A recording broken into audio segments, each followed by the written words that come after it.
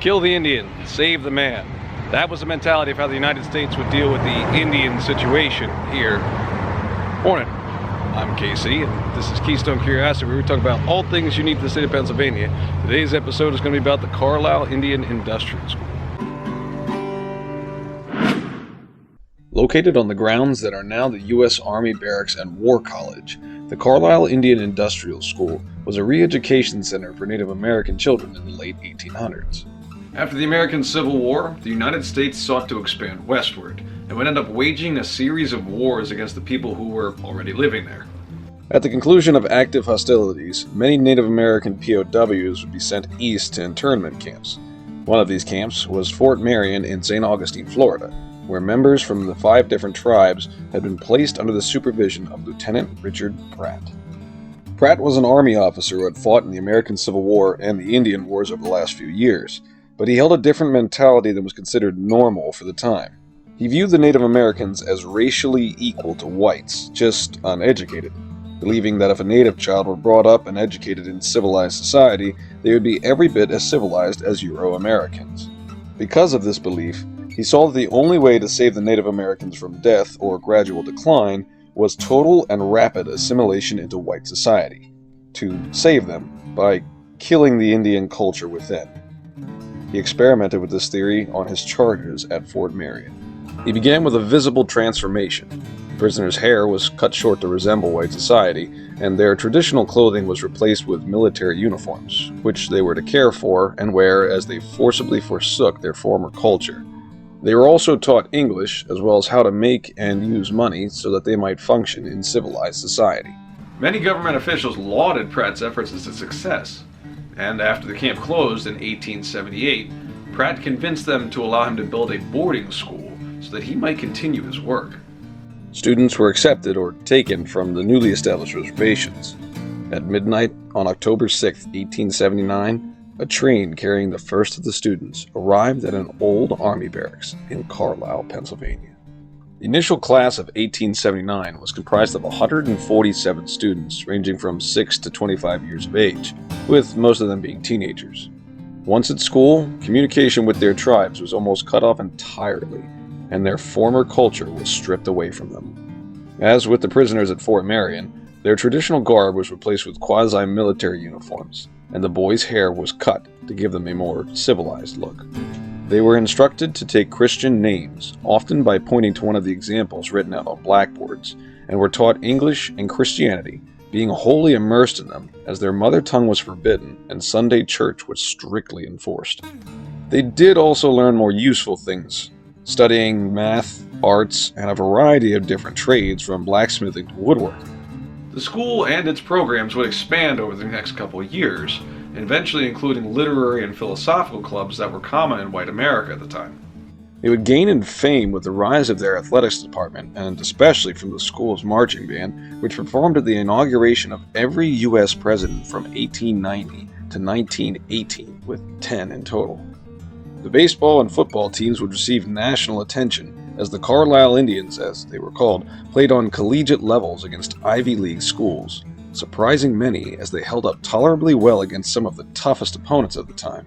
Their football program in particular is still discussed today, with the mention of coaching legend Glenn "Pop" Warner, and a man often dubbed one of the greatest athletes of all time, Jim Thorpe, who would go on to win gold in the 1912 Stockholm Olympics in both the pentathlon and the decathlon. The Carlisle Industrial School had been considered such a success that many other boarding schools would be modeled after in the near future.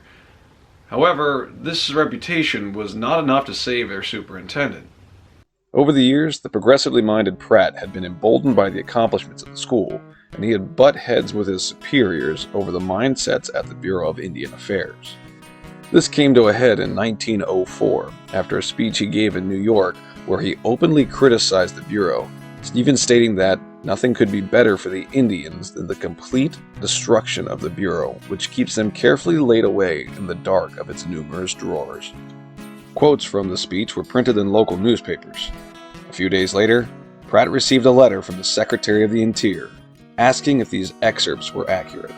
In response, Pratt sent him a full copy of the speech with the quotes in question highlighted. 1 month later, in June of 1904, Richard Pratt was forced to retire. But the school would continue on under new leadership, until a superintendent who would ultimately be its downfall took the position in 1908. Moses Friedman was an educator who instituted a change in pace and discipline that displeased students and staff alike. In 1913, 276 students signed a petition to have the conditions of the Carlisle Indian Industrial School investigated. The investigation took less than a month before a congressional committee was called to Carlisle to decide the matter. Meeting with students, staff members, and Superintendent Friedman, the committee questioned cases of student drunkenness, misappropriation of funds, and immorality of disciplinary practices. Due to overwhelming testimony and evidences, Moses Friedman was removed in September of 1914. Despite his removal, the reputation of the school had suffered far too much, and over the next couple of years the school was in a slow decline. But the final nail in the coffin was war. With the United States' entry into World War I, the Secretary of War had requested the property in Carlisle be used as a barracks and hospital for returning veterans, a request that was granted in July of 1918. A few months later, on September 1st, the property was transferred to the care of the United States Army, and the Carlisle Indian Industrial School was officially closed. When the school closed in 1918, it was considered a success. However, nowadays, that success is questionable at best. I'm not gonna lie, I'm rather conflicted on my thoughts regarding the school. On the one hand, understanding the history of the time, the school almost seems a necessary evil. But given the trolley problem, options of cultural destruction or smallpox blankets leaves little love from anyone forced to decide. For me, it's been reading accounts from students who actually attended Carlisle and the overwhelming amount of evidence that the school had actually been using propaganda-style censorship from the very beginning that has led me to the belief that as a country and as a people, we should have done better. Pratt had insisted on new students showing up in their tribal garb, and would take before and after photographs to show a visible transformation so that he might tout the school's success regardless of the reality. Despite dozens of these success stories being publicized, many more did not enjoy their time at school, and over the years, many attempted to escape their pseudo-imprisonment. Many others would ultimately die from the diseases they were exposed to. Official records show 233 students perishing on school grounds, but no record is kept of how many passed after returning home with serious illnesses. The last surviving graduate of the Indian Industrial School passed away in 2002, so we are left to discern the true emotions and thoughts from what heavily censored records remain. But perhaps one of the most telling comes from one of Pratt's model students, Luther Standing Bear, who talks about his experience of his hair being cut. "When my hair was cut short, it hurt my feelings to such an extent that the tears came to my eyes. I do not recall whether the barber noticed my agitation or not, nor did I care. All I was thinking about was the hair he had taken away from me. Now, after having had my hair cut, a new thought came into my head.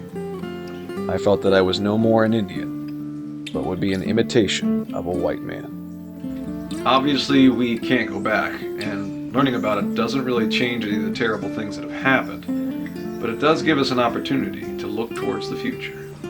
A fact which the Cumberland County Historical Society understands. In the town of Carlisle itself, the Historical Society has a small museum with exhibits on the county's history, including that of the industrial school. It also has a research library and a gift shop for those wishing to learn more than the introductory information that I give in these 10-minute videos. The grounds of the former school are also able to be toured. In fact, the Historical Society has a self-guided walking tour available. But it is important to mention that those grounds are still owned and operated by the U.S. Army, and a background check is required. Now, if this particular topic has made you feel a little uncomfortable, good. I want you to know that that's the point.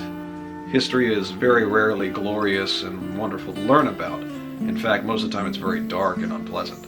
As uncomfortable as it is, it's important to recognize and learn from events like this, saying, "This was terrible. We should never do this again," and using it as a lesson on our continuous journey to be better.